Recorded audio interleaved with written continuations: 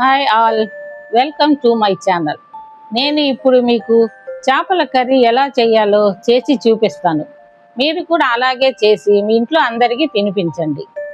ముందుగా చేపలు వాష్ చేసి పెట్టుకోండి. దాంట్లోకి మిరప్పొడి, కొంచెం పసుపు, ఉప్పు, ముందుగా కొంచెం చింతపండు నానబెట్టుకోండి. ముందుగా చేపల్లోకి మిరప్పొడి, పసుపు, ఉప్పు, కొంచెం ఆయిల్ వేసి బాగా కలిపి పెట్టుకోండి.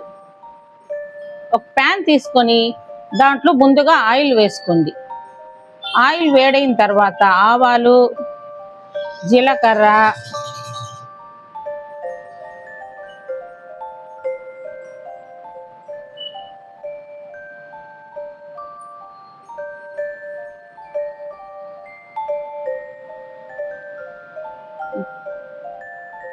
మెంతులు వేసిన తర్వాత ఆనియన్స్ వేసుకోండి. ఆనియన్స్ కొంచెం లైట్గా ఫ్రై అయిన తర్వాత కొంచెం లైట్గా ఫ్రై అవ్వాలి ముందుగా. ఆ తర్వాత దాంట్లోకి టమాటాలు వేసుకోండి.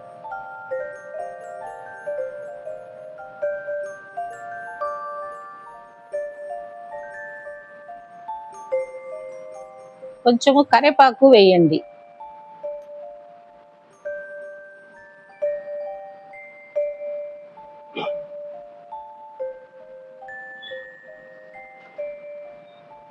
ఇప్పుడు టమాటాలు వేసి బాగా మెత్తగా మ్యాష్ అయ్యేటట్టు కలపండి. కొంచెంసేపు అలాగే ఉంచండి. బాగా మ్యాష్ కావాలి. టమాటాలు ఎక్కువగా టమాటాలు కనబడకుండా మెత్తగా అయిపోవాలి.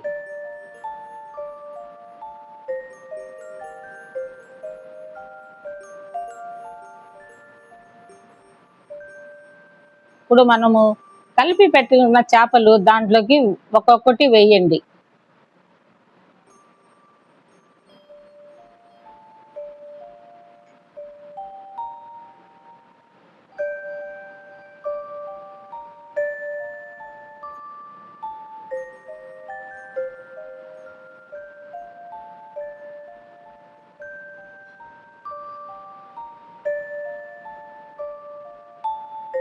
కొంచెము లైట్గా కలపండి, ఎక్కువగా గట్టిగా కలపబాకండి.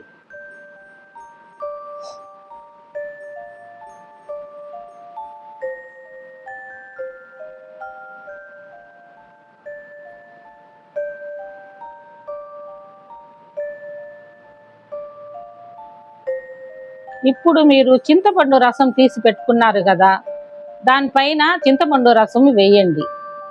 వేసి కొంచెం లైట్గా కలపండి.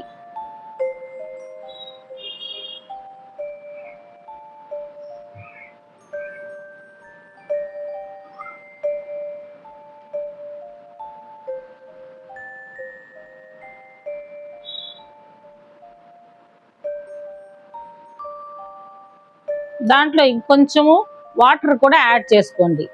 వేసుకున్న తర్వాత కొంచెం సిమ్లో ఉడకనివ్వండి. ఉప్పు చూసుకోండి, సరిపోకుంటే ఇంకొంచెం కాస్త వేసుకోండి. ఇంకొద్దిగా పైన కరివేపాకు కూడా జల్లండి.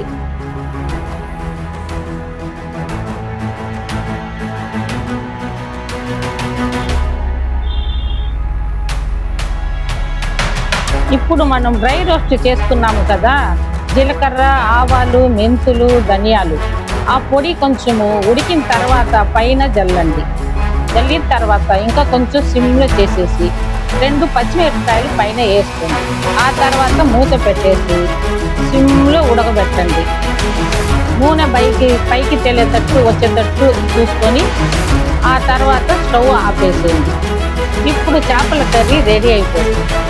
మీ ఇంట్లో వాళ్ళకి అందరికీ సర్వ్ చేసి ఎలా ఉందో టేస్ట్ చేసి నా ఛానల్ని, మీకు కానీ ఈ కూర నచ్చినట్లయితే నా ఛానల్ని సబ్స్క్రైబ్ చేయండి. Thank you.